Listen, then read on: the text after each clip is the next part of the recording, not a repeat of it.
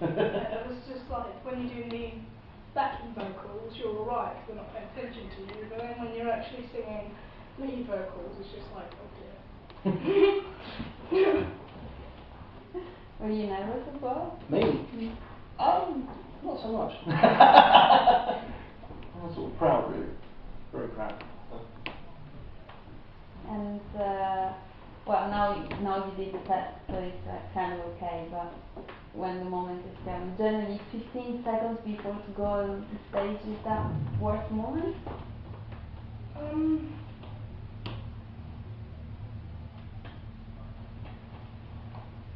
Sorry, could you repeat the question?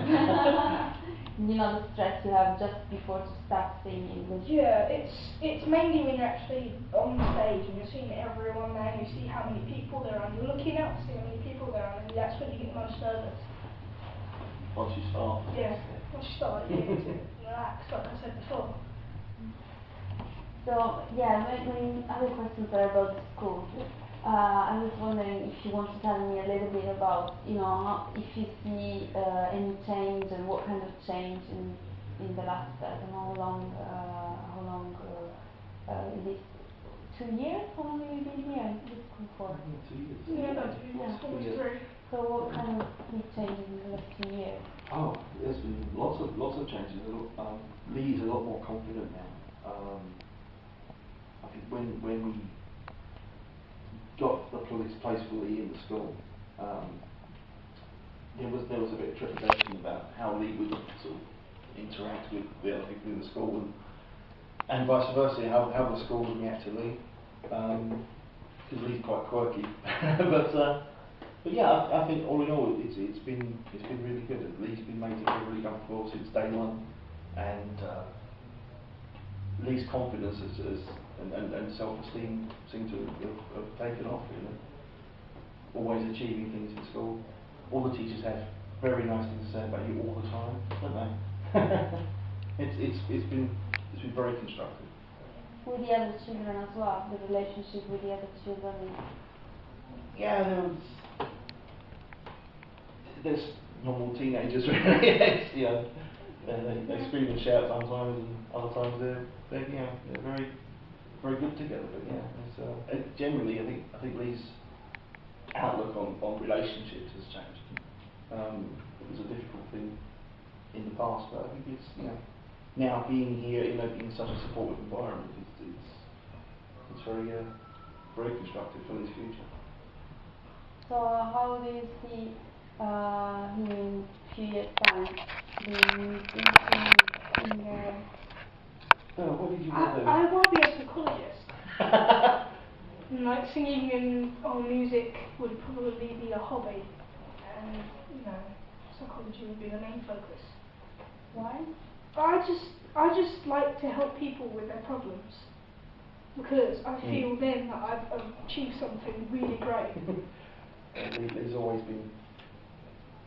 Well, I've always had comments from teachers that Lee's been very supportive of the other people in the class, and most of the time I think Lee ends up sort of helping, you know, and if there was that thing you come out with once, wasn't it, that people use their autism as an excuse, but you told them it's a reason for them to try harder. Yeah, it's like there was this, in my last school, there was this one student when I was in about year 4, who had autism, and he was using that as a bit of an excuse. And I was trying to talk to the teacher and tell her a motto that my parents have told me, and I said, I just wanted to say that our motto is, autism isn't a reason to be bad, it's a reason to try harder. So. Can you ask the question again, what the profession? Yeah, sorry, maybe we didn't catch the sound properly. What would you like to be when you grow up? A psychologist. So can you say that in complete sentence so that I can cut out my voice? Maybe the thing with the music as well, you said before? I would like to be a psychologist and have music as a hobby. Yeah, I think it's brilliant. Yeah, career psychologist. You can analyze people and you relate to yourself somehow. And so I'd ask you this other question a bit more sensitive. What sorts of problems, I would say, he had before in the other school? Lee was a very difficult one to diagnose actually.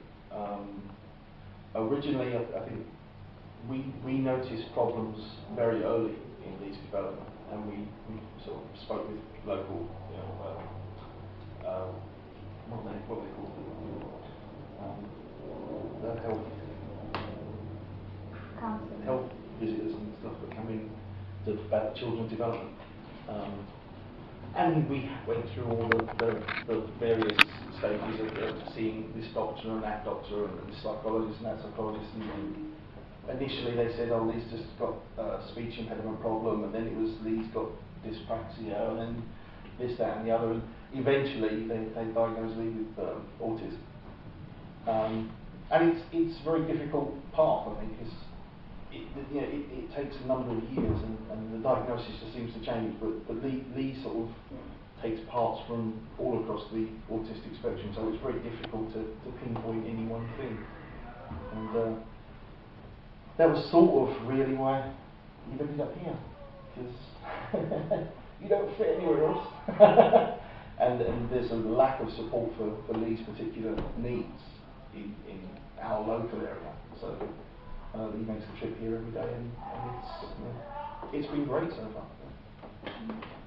So when you say particular needs, do you want to explain to me a little bit more? Well, Lee's needs are mainly on an emotional level, whereas special schools, schools for people with special needs and autism, they tend to specialise in single areas. So they specialise in speech and language, or they specialise in behavioural problems. There's nowhere really, but there's a shortage of places really that specialise in more emotional support. And because of the things they have here, it just fits like a glove for me. And then you have this policy of kind of accepting anything, and do you think that's really helpful in that sense? To accept if a child decides to become a singer, they have been become a singer. Yeah, it's from the support point of view, the school has been exemplary, because it's everything Lee has wanted to do. Every advancement Lee has made, the school have been there and been offering support, and even outside of school as well. The communication with us is very good, and it's just very constructive. And how is it outside school, in other social environments?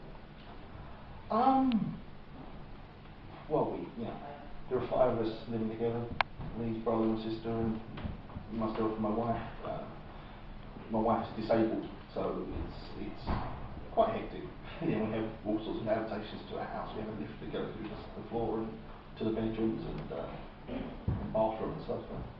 So yeah, but it's always been a case of that's just how things are for us, and it doesn't sort of enjoy. I'm doing all the talking.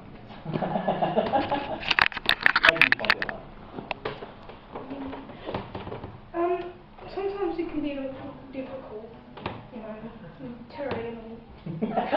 Elder brother, yeah.